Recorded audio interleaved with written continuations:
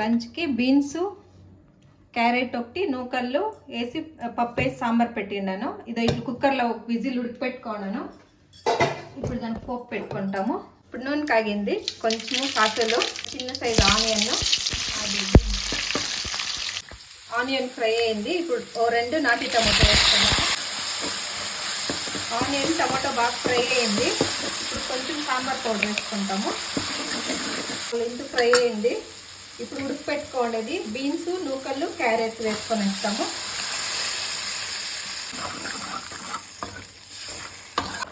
ఇప్పుడు తరకారీ అంతా ఉడికింది. ఇప్పుడు ఉడికిపెట్టుకోండి పప్పు వేసేస్తాము.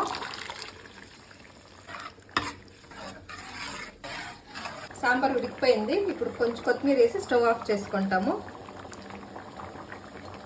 ఇప్పుడు రెడీ. వేడివేడిగా రైస్ సాంబారు కొద్దిగా నెయ్యి వేసుకొని తింటే చాలా బాగుంటుంది.